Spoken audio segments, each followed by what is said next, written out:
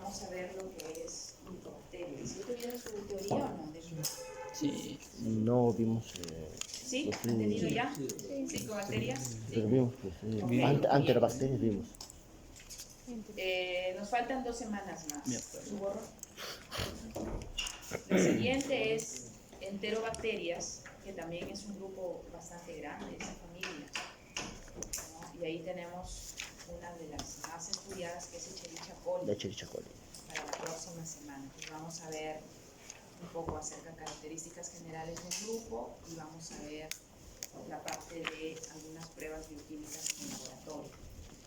Y la siguiente semana es el antibiograma, que son pruebas de susceptibilidad para ver el comportamiento de las bacterias frente a los antibióticos.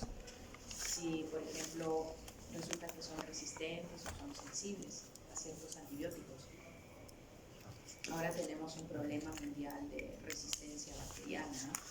Se dice que hasta el 2030 es muy probable que vamos a tener un dolor de cabeza a ustedes como futuros médicos. No van a saber ya quién medicar al paciente porque hay mucha resistencia.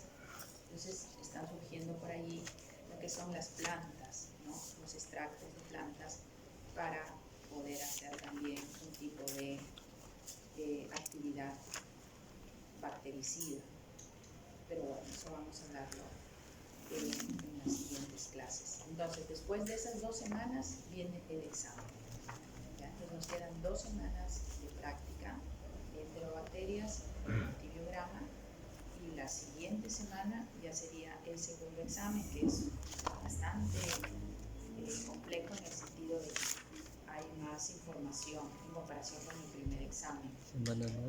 Pero no es que sea difícil, sino que ya tienen que ir estudiando, pues, ¿no? Porque la información, los géneros que vamos a ver y las pruebas bioquímicas pues son un poco mayor en comparación al primer bloque, que fue un poco más teórico.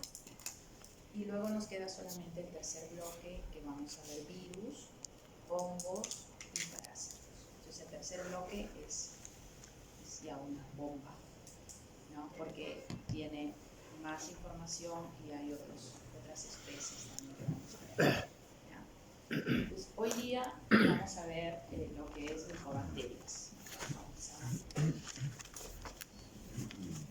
Y específicamente vamos a hablar un poco acerca de Mycobacterium tuberculosis. Pues aquí en el Perú nosotros tenemos tuberculosis y a nivel de la región Lambayeque también tenemos tuberculosis. Tuberculosis es la enfermedad. El agente etiológico es Mycobacterium tuberculosis. ¿Ya? Entonces una cosa es la enfermedad y otra cosa es quién la causa. Entonces esta bacteria, vamos a ver algunas características de estas micobacterias. Nosotros habíamos visto un poco Estáfilo, Strepto, y la semana pasada vimos bacilos, pero eran unos bacilos especiales porque eran esporulados, ¿correcto? Y esto los hacía más patógenos. Y vimos pues del género Clostridium y del género Bacilos. Bacilos. Dentro de las especies, Anthracis, Cereus, y para lo que era Clostridium tetani, por ejemplo, uno de los más conocidos, por decir, ¿no? Entonces ahora, estas bacterias de aquí tienen aspectos importantes en la pared celular, que las diferencia de las otras bacterias que hemos venido revisando.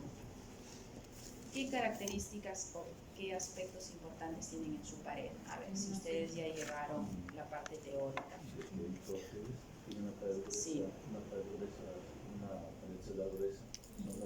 Tienen Pared celular gruesa, no me dicen nada. No, tiene ácidos micólicos. Presencia de ácidos Ácido micólico. micólicos. ¿Lo tienen las demás bacterias? No. No. Es característico de las micobacterias, presencia de ácidos Micólicos. Entonces estas bacterias no se pueden colorear con la coloración Gram, no funciona. Según la literatura, menciona que se ven como fantasmas o invisibles, no cogen el colorante. Recuerden los 2 tipos de colorantes, o era cristal violeta o safranina, pues no va con estas bacterias. Entonces, como tienen esta pared con presencia de ácidos micólicos, que es una característica de este grupo de micobacterias, entonces necesitamos una coloración especial, ¿no? La coloración de 100 Nielsen, y este tipo de coloración tiene como colorante la fursina básica o fursina fumicada. ¿Ya? Entonces vamos viendo algunos aspectos y vamos revisando por allí. Muy bien. Doctora, ¿no se tiene también con tinción bar? ¿No se utiliza la tensión baja? La tinción bar es la tinción para bacilo, alcohol, ácido resistente. Entonces, estas micobacterias están dentro de ese grupo. Por la presencia de los ácidos micólicos y son resistentes a ciertos alcoholes ácidos. Entonces, por eso están dentro del grupo de bacilo, alcohol, ácido resistente. Pero el nombre de la tinción es 100 Nielsen. ¿Ok? Bien, entonces vamos viendo por acá.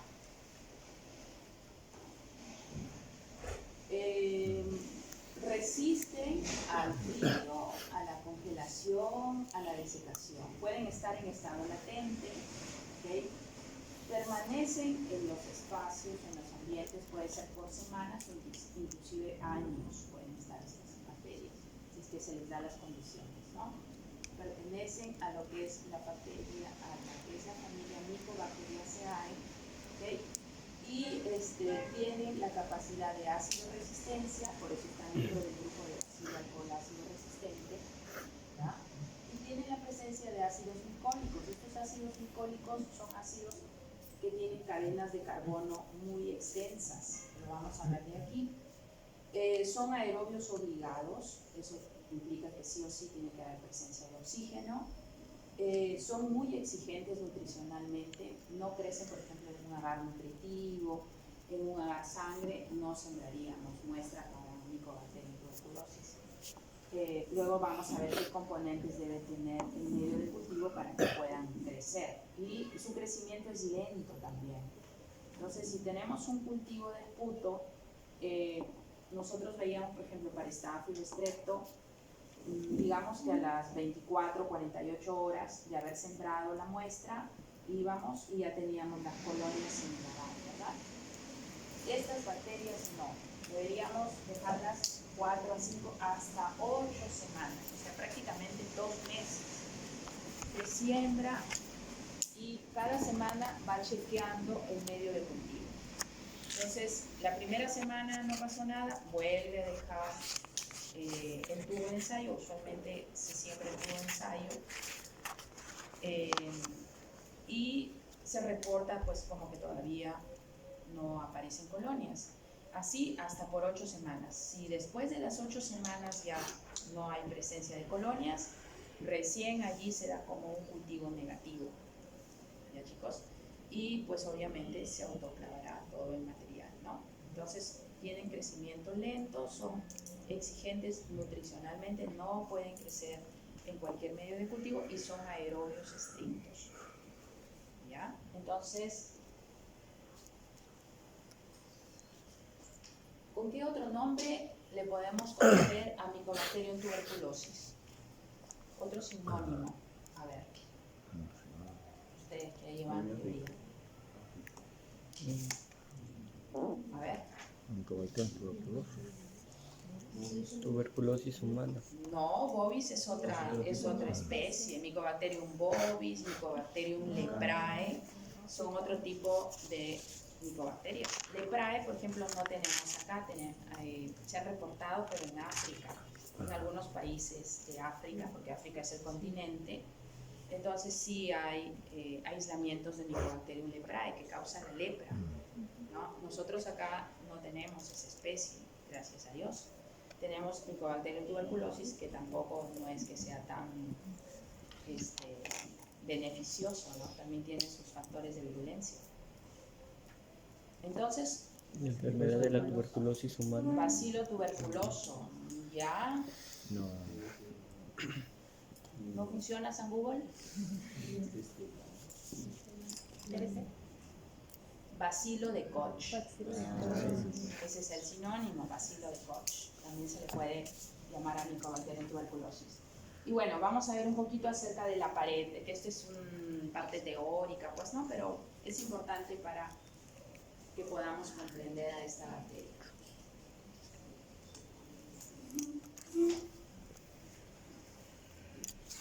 Vamos a ubicarnos. Miren, esta es la membrana y esta es la parte de arriba de la pared celular.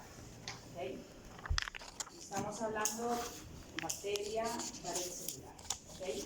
Entonces, empezando por los fosfolípidos que forman la bicapa lipídica.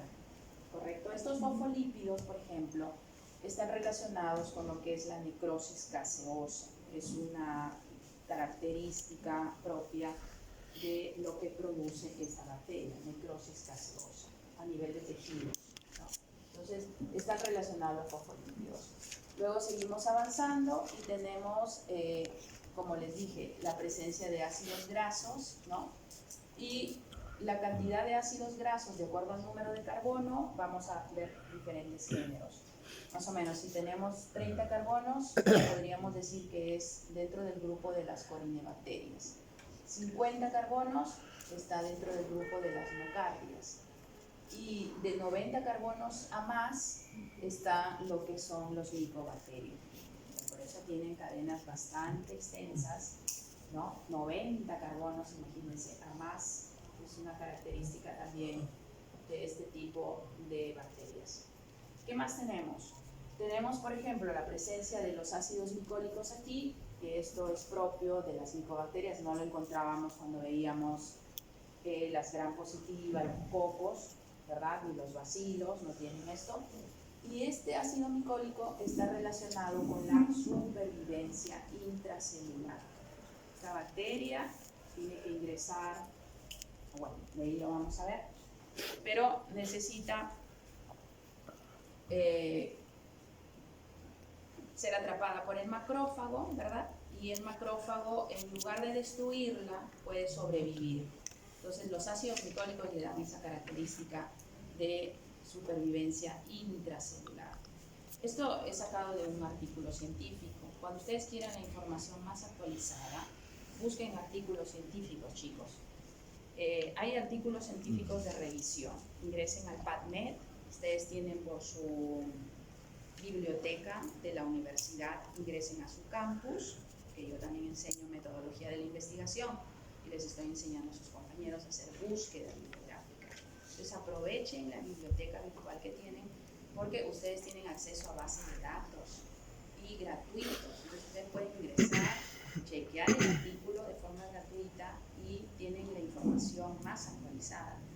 Tienen PubMed, tienen Cielo, ¿no? Tienen revistas de Web of Science, que es lo último de lo último. Y no es excusa de que no sepan inglés, por favor, porque ustedes pueden hacer la búsqueda, sí, con palabras clave en inglés, pero cuando sale el artículo le da la opción para traducción y tienen ahí las mejores gráficas que puedan conseguir. Si usted tiene una exposición, no saque gráficas de libro, saque de un artículo. Entonces usted revise, haga su búsqueda y si son artículos de revisión siempre traen gráficas y le permite a usted poder comprender mejor, porque cuando uno lee es mucho texto, ¿no? Microbiología, que tiene esto, que tiene el otro, que este componente, pero si usted va guiándose del gráfico lo va a entender mejor, se le va a hacer más fácil, ¿no? Entonces exploten su biblioteca virtual, que está muy buena. Está muy interesante y tienen acceso a diferentes bases de datos. Ya chicos, a través de su campus ingresen a biblioteca. Hay muy pocos estudiantes que exploran ahí y bueno, nosotros en la parte de los cursos de investigación estamos haciendo reforzamiento en sus compañeros, ¿no? Porque ellos, bueno, están haciendo un anteproyecto y tienen que traer información actualizada. Ya no hay excusa de que no tengo carnet de biblioteca. La biblioteca virtual también puedes ingresar desde tu casa. O sea, puedes ingresar a cualquier repositorio para ver tesis y estás cómodamente en tu casa. Con tu computador ingresas, así que no hay excusa ya. En esta época, eso habrá sido en mi época, pero ahora no, chicos, ¿ya? Muy bien, entonces la presencia de los ácidos glicólicos le permite la supervivencia intracelular. ¿Qué más tenemos? Miren, tenemos el lipoarabinomanano, es otro componente, arabinomanano, que también lo podemos encontrar en lo que es la pared de estas micobacterias. Y este componente hace que se diferencien entre especies, ¿no? Este lipo arabinomanano hace que haya diferencia entre especies de las micobacterias, ¿no? ¿Okay? Y tenemos también el factor cordón, que ustedes lo habrán leído. Bueno, acá está en inglés, cord factor. Pero es el factor cordón. Este factor cordón le da 3 aspectos a las micobacterias. Primero, que inhibe la migración de los leucocitos. Es importante para ellas porque recuerden que una vez que ingresa, pues se comporta como es un agente extraño y nosotros vamos a responder con nuestro sistema inmunológico. Entonces, el paciente que está desnutrido, el paciente que tiene defensas bajas, es más susceptible a enfermar con este tipo de bacterias. Si nosotros le damos la pelea con nuestro sistema inmunológico, entonces atrapamos la micobacteria y puede estar persistente allí y pues no tenemos TB, ¿verdad? Porque nosotros sí estamos, en algún momento estaremos o estuvimos en contacto con un paciente que tenga TB, ¿verdad? Y no nos damos cuenta. Pero si nuestro sistema inmunológico estamos bien nutridos, bien alimentados y todo ello, pues no pasa nada. Pero si la persona está con diferentes factores predisponentes, entonces es más fácil para enfermar y tener TBC. Y nosotros en Perú lo tenemos, pues, ¿no? Hacinamiento, pobreza, malnutrición. Entonces esos factores hacen que lamentablemente no podamos erradicar la tuberculosis en nuestro país, ¿no? Otros factores sociales. ¿Okay? Entonces el factor cordón da eso, también causa granulomas crónicos y es un adyuvante inmunológico. ¿Eso qué significa? Que refuerza la respuesta inmunológica. ¿Okay? Entonces hay muchos trabajos con factor cordón relacionados con la vacuna, porque como causa una respuesta inmunológica, eso nos favorece para nosotros poder separarlo como componente y poder agregarlo de repente en la vacuna. ¿Ya? Son algunos de los aspectos para las micobacterias. Muy bien. Entonces, ¿cómo nos contagiamos de TB? A ver. Por la ¿Cómo vía se nos respiratoria. contagiamos? Lo miramos a su compañero. Por las gotitas.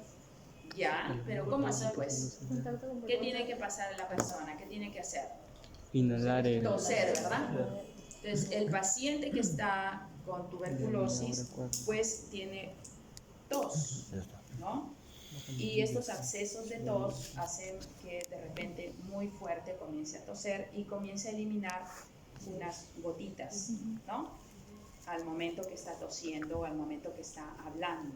Y ahí en estas gotitas están atrapados estos bacilos, ¿cierto? Están atrapados aquí. Entonces la persona que está recepcionando, de repente usted le está haciendo una entrevista al paciente o subimos a una combi y hay una persona que está tosiendo, el ambiente está cerrado, podríamos también ser de esta manera contagiarnos, porque no sabemos si la persona tose por gripe, por alergia o porque de repente es paciente tuberculoso. No sabemos. Entonces, en estas gotitas que se llaman gotitas de Fluge, con doble G, gotitas de Fluge, que nosotros eliminamos al momento de toser, ahí están atrapados los bacilos. Entonces, la otra persona, el proceso es pues que hay una inhalación, ¿verdad? Inhalación de lo que es el bacilo tuberculosis. Después de la inhalación, ¿qué va a pasar? Ingresa a las vías respiratorias y alcanza los alveolos. Claro, ingresa hasta pulmones, ¿verdad? Y en pulmones se dirige a los alveolos, correcto. ¿Y nosotros qué vamos a hacer al respecto? Nuestro sistema inmunológico. Activar los macrófagos. Activamos células de defensa, ¿verdad? ¿Qué células de defensa activaríamos? Macrófagos. Macrófagos, polimorfonucleares, ¿verdad? Y cuando ya van a tejido se convierten en macrófagos. ¿Y estos macrófagos qué capacidad tienen? ¿Qué hacen? Reconocen. No. Ya reconocen y Los macrófagos son la fagocitarios. destruyen así nomás. No, Se unen a proteínas para que luego para las... cuando. Producen citocinas, ya. La Pero hay algo citosina. que propio es de los macrófagos, chicos, es la función principal. Fagocitar. Fagocitar, esa es la característica principal. Entonces lo que van a hacer es producir la fagocitosis, el englobamiento de las bacterias, ¿verdad? Ok, y aquí pues hay que recordar un poco biología. Vamos a ver qué se produce, qué es lo primero que se produce, un fagosoma primario o temprano. Luego viene un fagosoma tardío. ¿Y luego qué tiene que pasar? Tiene que unirse este fagosoma tardío ¿a quién? Un lisosoma. Correcto, a un lisosoma. Y se forma el Lisosoma. fagolisosoma. ¿Y qué características tiene el lisosoma? El lisosoma es destrucción. La destrucción Le da la capacidad de destruir al fagosoma. Ya, pero ¿por qué le da la capacidad? ¿Qué tiene el lisosoma? La proteína. No. El ADN, no. El lisosoma es una organela. Ojo, Se no, encarga no, de no. la lisis celular, de la muerte. Claro. Ya, pero ¿qué tiene el lisosoma? Receptores. No, ¿qué tiene el lisosoma? ¿Qué contiene el lisosoma en su interior? Enzimas. Biología, primer ciclo. Enzimas. Enzimas, ¿y de qué tipo? Fagocitarias. No, pero ¿de qué pH? Ácido. Más o menos 5.5. Entonces, imagínense a ese pH, pues debería destruir las bacterias, ¿verdad? Pero Mycobacterium, ojo, solamente lo deja hasta fagosoma tardío y evita la unión del lisosoma con el fagolisosoma. Para que se una y se forme el fagolisosoma, no se forma. Entonces se queda solamente en el fagosoma tardío. Y de esta manera la bacteria persiste y puede más bien, como camuflada, como está intracelular, dirigirse e infectar otros tejidos. Esa es una característica de lo que es lo que hace el Mycobacterium. Entonces sí, el macrófago tiene receptores, llega la bacteria, se engloba, la atrapa, por eso es intracelular y por eso es que los ácidos glicólicos le dan esta supervivencia. Lo normal sería que en otras bacterias, una vez que se englobe, sea destruida. Y para asegurarse más todavía, nuestra célula se une a este lisosoma y pues causa la destrucción total. Eso es lo normal. Pero aquí hay una inhibición, no se forma o no se pliega o no se junta este lisosoma, no se forma el fagolisosoma y entonces la bacteria sigue viviendo y más bien se sigue multiplicando. ¿Ya? ¿Ok? Entonces ahí está el problema con Mycobacterium. Bien, la tinción de Ziel-Nielsen tiene dos colorantes. Tiene lo que es la fucsina básica y también tiene azul de metileno. ¿Ya? Entonces, ¿qué necesitamos para hacer la tinción? Fácil, es una lámina, necesito la muestra que vendría a ser el esputo, usualmente en un 70%. La muestra es esputo, luego vamos a ver que puede variar un poquito. Y necesito el colorante fucsina fenicada o también se le llama carbol-fucsina, son sinónimos, y el azul de metileno. Necesito también dentro del componente alcohol ácido. Este es el mechero, la lámpara de alcohol es el mechero, puede ser Bunsen, puede ser de alcohol.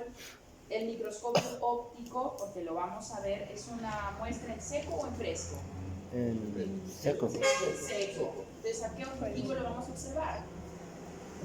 ¿Cómo así? ¿Cómo? ¿A ¿Qué qué objetivo objetivo? del microscopio? Ya. Objetivo, no aumento. 100. 100. ¿Cuántos aumentos? 10. 1000. 10%, 1000, chicos. Y el aceite que vamos a utilizar, el aceite de inmersión, ¿no? Porque es el objetivo, el último, Aceite de coco. donde hay bastante roce, ¿no? Entre el objetivo y la muestra. Entonces necesito aplicarle aceite de inmersión a la muestra. ¿Ok? Muy bien. Entonces, los bacilo alcohol ácido resistente los vamos a ver de color rojo. Lo vamos a observar, bacilos alargados, son muy finitos y son de color rojo. Y el fondo es azul. En el fondo se pueden colorear las células, porque recuerden, si es una muestra de esputo, pues no solamente voy a observar ahí los bacilos, ¿no? Los alcohol ácido resistente, voy a poder observar cualquier parte, otros bacilos de la flora, de la boca, pero ellos se van a colorear de azul.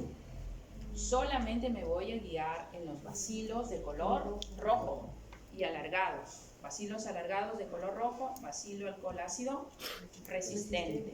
Yo al observar puedo decir, ¿se trata de Mycobacterium tuberculosis? No. No, chicos. Solamente reporto como bacilo alcohol ácido resistente. ¿Con qué puedo decir sí, se trata de Mycobacterium tuberculosis? Con una prueba de descarte de tuberculosis al paciente. No. ¿Con qué prueba de laboratorio de microbiología yo puedo decir sí, esto se trata de Mycobacterium tuberculosis? Con el cultivo, chicos. El cultivo es el gold estándar para el diagnóstico de Mycobacterium tuberculosis. ¿Ya? El cultivo.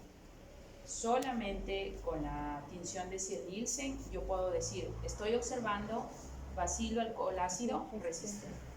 Nada más. ¿Ya? ¿Ok? Entonces, vamos a suponer que la persona tiene mucha carga bacteriana, entonces pues voy a ver muchos bacilos. Si tiene poquita, pues veré uno, otro y se me hará un poquito más difícil poder identificar. Pero felizmente que aquí el Ministerio de Salud pues tiene personal muy capacitado, ¿no? Como tenemos tuberculosis desde la época de entonces tenemos gente que siempre está capacitándose en lo que es TB, lo último de TB, etcétera, etcétera. Entonces ellos hacen su control de calidad de las láminas y reportan, ¿no? Y tenemos los polimorfonucleares en el fondo, que son las células que se pintan de color azul, o bacterias también propio de la boca que se van a pintar de color azul.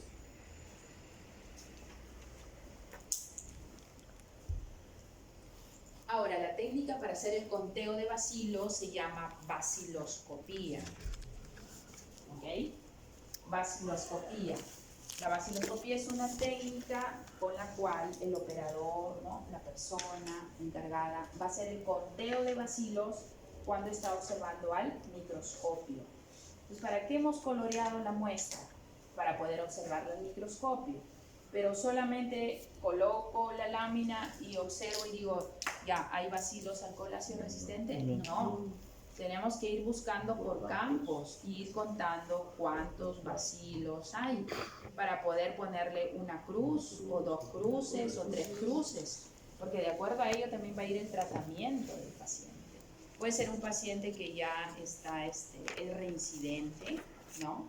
Se le diagnosticó hace 2 años TB, le dieron tratamiento y nuevamente vuelve, o puede ser un paciente que es nuevo, ¿no? Entonces hay que ver la carga bacteriana. Si es muy poquita, pues qué bien, ¿no? Para que se pueda combatir más rápido. Pero si tiene mucha carga bacteriana, entonces hay que ver otro tipo de tratamiento, ¿ya? Entonces, por eso nos sirve la baciloscopía. Eso creo que lo tienen en su guía, ¿ok? Que es más o menos, si no encuentro ningún bacilo, voy buscando, tengo que ver en 100 campos para yo poder decir, no tiene bacilo alcohol ácido resistente, ¿no? Porque la gente está esperando pues el diagnóstico. Entonces, si no veo ninguno, tengo que hacerme los 100 campos, es decir, voy girando la muestra, girando, y debo ir contando 100 campos. Y ahí me aseguro de que sé que no hay. Está tosiendo y tiene otra cosa.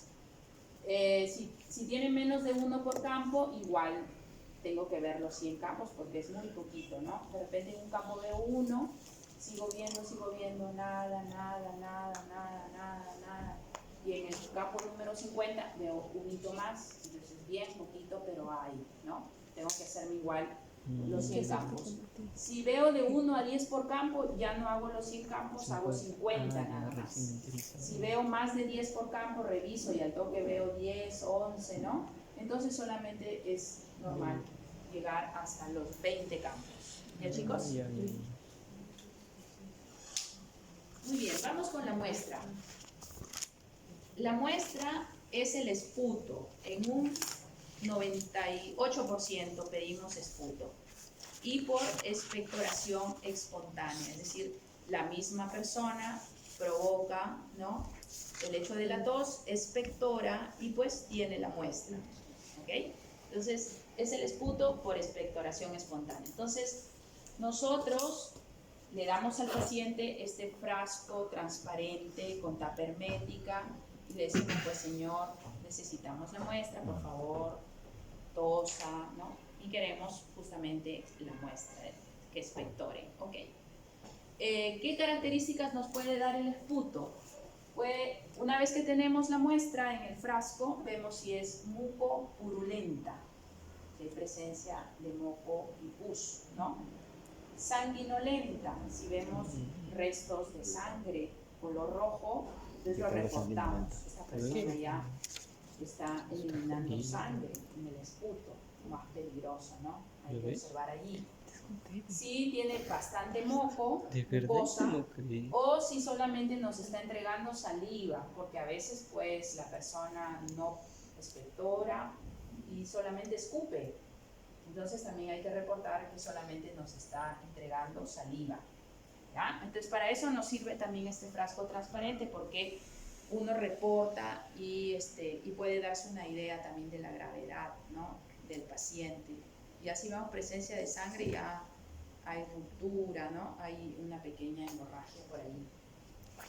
Muy bien, seguimos. Bien, tenemos las muestras de origen pulmonar. Las de origen pulmonar son la expectoración espontánea, que es la principal. También hay una expectoración inducida. Nosotros inducimos para que expectore. Hay un lavado broncoalveolar, que es un poco más invasivo, pero de repente el paciente está internado, se puede hacer, no lo sé.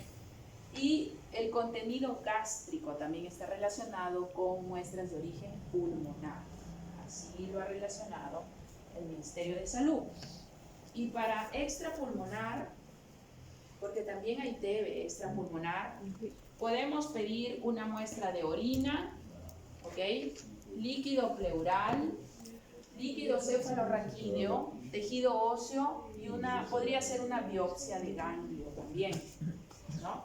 Entonces, tenemos estas muestras para origen extrapulmonar. ¿Ya, chicos? Obviamente en orina la carga bacteriana va a ser muy pequeña, entonces usualmente optan por hacer parte molecular. Si tengo un paciente con muestra de orina, ¿no?, la carga bacteriana no va a ser igual que la muestra de esputo, va a ser muy poquitos. Entonces, para no perdérsela, lo ideal sería de ahí nomás hacer un PCR, por ejemplo, ¿no?, aplicar biología molecular. Pero depende pues del costo del hospital, ¿no?, donde se trate el paciente. Si es una clínica, podría ser. Si es que la clínica tiene también el implemento, en fin. ¿Ya, chicos?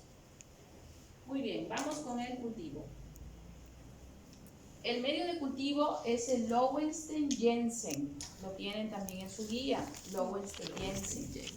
¿Qué tiene este medio de cultivo? Mire, tiene huevos, tiene verde de malaquita, es el colorante de Lowenstein-Jensen. Huevos. Verde de malaquita. Entonces hacemos así como un ponche, ¿no? Miren, aquí están los huevos, los vamos a licuar. Y lo ¿ok? tomas, cholo. Y le agregamos pues solución salina, reactivos, etc. Entonces vamos a preparar, aquí está el color verde del verde de malaquita, y empezamos y tenemos nuestros tubitos de ensayo tapa rosca ya con el medio de cultivo, ¿ok? Y los podemos guardar en refrigeración. Tenemos ahí los tubitos tapa rosca listos, esperando para cuando tengamos muestras, solamente los sacamos de la refri, lo dejamos un poco al ambiente y sembramos la muestra. El huevo tiene en la clara proteína, ¿verdad? Sí. La albúmina. Específicamente, ¿qué albúmina es la del huevo? ¿Ah? ¿Qué dijo? La ovoalbúmina, si es que hablamos propiamente de clara de huevo. Y en la yema están los lípidos. Un lípido encontrado en la yema, chicos. Colesterol, Colesterol, ¿ya? triglicéridos. Lecitina también, ¿verdad? Entonces le damos esos nutrientes porque Mycobacterium los necesita. Dijimos que era exigente nutricionalmente. Entonces tenemos que darle esos componentes para que crezca. Y el verde de malaquita lo que hace es inhibir la microbiota y permite que se visualicen las colonias. Es decir, inhibe el crecimiento de otras bacterias. Es una muestra de esputo, la muestra no está estéril. También tenemos otras bacterias en la boca que al momento que se recolectan con el esputo ¿Qué lípido podrían tenía los crecer. huevos? Entonces, gracias al verde de malaquita, Otro, ¿no? inhibe el crecimiento de las otras bacterias y permite que se visualicen las colonias de micobacterias. ¿Ya? Entonces, todo tiene una razón de ser. Doctora, ¿cuál era el otro lípido de los huevos? Aparte del Lecitina. colesterol. Lecitina. Ujú. Gracias. Muy bien, entonces están sembrando allí el esputo con una pipetita volumétrica, ¿verdad? Y luego tenemos la aparición de las colonias. Miren, este es el tubo de ensayo y aparecen estas colonias un poco arrugadas, ¿no? De Como arrugas. pequeños puntos allí que van apareciendo y dijimos que pueden esperar hasta 8 semanas en Esos aparecer. son Entonces hay que tener ahí tuberculosis. paciencia. Y este es el medio, Lowenstein Jensen, para el cultivo de estas micobacterias. Muy bien, creo que hasta ahí es todo. ¿Hay alguna pregunta, chicos? Doctora, había visto en una revista que la muestra de Lowenstein Jensen también tenía glicerina y que Sí. por eso el Mycobacterium leprae no crece. Sí, hay algunos otros componentes que se da, pero como les digo, aquí en Perú no tenemos leprae, ¿ok? Solamente está rondando lo que es tuberculosis, Mycobacterium tuberculosis. ¿Son hemolíticos? No, Hemolíticos, no, ¿verdad? No son, o sea, se parecen hemólisis, no. no Son- tengo conocimiento de que sean hemolíticos. Ujú. ¿Ok? ¿Algo más, chicos? Hemolíticos, nunca. Si la persona está expectorando con sangre, es probable que tenga TBC. ¿Tuberculosis? No necesariamente. Hay personas que de repente está muy inflamada la garganta, ¿no? Y entonces empiezas a expectorar. Pero sí es llama la atención porque no es normal.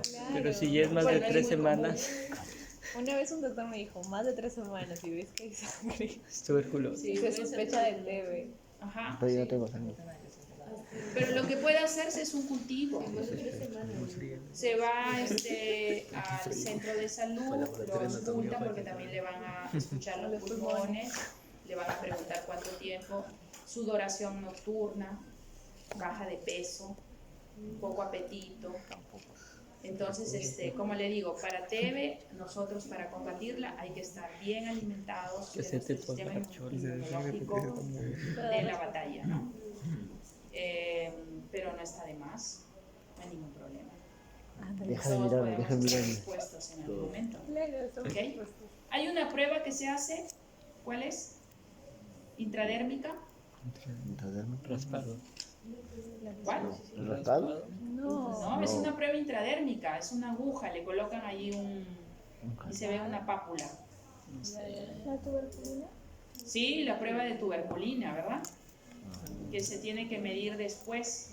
Creo que si da menos de 5 milímetros es negativo y si da mayor es positivo. Ajá. Es una prueba intradérmica, una dermorreacción. Revísenla también. Pensé que la habían tratado en la parte teórica. Más o menos. No hemos profundizado No. mucho. Es que Ya, pues ustedes tienen que profundizar. El profe solamente les da Las chispitas. una parte, no hay tiempo, Ya ves, Brenda la Sofía, hora se niña, pasa rápido. Ya estudias, ustedes, pues. estudiantes, que usted no sepa de tuberculosis, ya es un pecado. Claro, y Brenda sobre todo Sofía, en Perú. Ahora, hay cepas que son multidrogo resistentes y la extra multidrogo resistente. Entonces están circulando cepas ya que no tienen ya tratamiento a nivel de antibiótico. ¿Por qué? Porque la persona comienza el tratamiento y luego lo abandona. Lo abandona el tratamiento, ¿no? Todos los días tiene que estar consumiendo los antibióticos y pues se aburre. Es por varios tiempos, como 6 meses. Y entonces se aburre, se va a vivir a otro lado, hace su vida normal, está tosiendo y va contagiando, ¿no? Pero ya no te contagia una cepa salvaje inicial, sino una cepa que ya ha recibido tratamiento y lo abandonó. Pues la nueva progenie es resistente ya, ¿no? Entonces hay que tener cuidado también. Muy bien, otro para el diagnóstico es la radiografía también de tórax, ¿no? También ven allí cómo están los pulmones. Entonces, si se ven manchas blancas, ¿no? Aspectos ya que, bueno, lo evalúa el médico, también sirve para el diagnóstico, ¿no? La radiografía de pulmón. Muy bien, chicos. Pero una Dime. consulta, una vez que termine el tratamiento supuestamente, o sea que ya ha culminado, se queda inactivo esa tuberculosis, pero ¿se puede volver a activar? Sí, se puede volver a reactivar, sí. Entonces, también tiene un factor genético. Hicieron algunas tesis en Cayetano, por ejemplo, personas que vivían en el Cerro San Cosme en Lima. Vamos a poner acá Cruz de la Esperanza, donde hay mucho hacinamiento, ¿no? Entonces, habían algunas, por ejemplo, 2 o 3 familias que el papá o la mamá tenía TB, pero los hijos no, y vivían en el mismo lugar. Y dormían de repente en la misma habitación por el hacinamiento, ¿no? Entonces, cuando vieron la parte genética, vieron que también hay una predisposición genética. Algunos a infectarse más rápido y otros ser más resistentes. Entonces, también hay tesis, la pueden revisar, y ya pues tienen factores propios de la genética que mencionan ahí en las tesis. Pero para TB, hay trabajo para hacer tantísimos. Entonces, Interesante, creo que va a ser nueva tema de exposición. Ajá. Solo que es un poco peligroso porque hay que tener mucho cuidado, ¿no? Por ejemplo, en USAT ahorita están trabajando polimorfismo con TB. Hay 3 profesores que están trabajando ahí desde la parte molecular. Ellos reciben la muestra, pero extraen ya el ADN y llevan el ADN ahí al laboratorio de la universidad. Entonces no hay contagio en el laboratorio. Entonces, la extracción de ADN a partir de la muestra se hace primero obtención de los ácidos nucleicos, se tiene que romper pues las células, todo, se obtiene el ADN y con el ADN ya trabajas la parte molecular para evitar infectarlos, ¿no? Pues también, porque claro, trabajar directamente hay que tener mucho cuidado o hacerlo en lugares donde brinden las condiciones de equipo de protección, en ambiente, todo eso, ¿no? Muy bien. Entonces vamos a observar. Aquí nos han dejado nuestros compañeros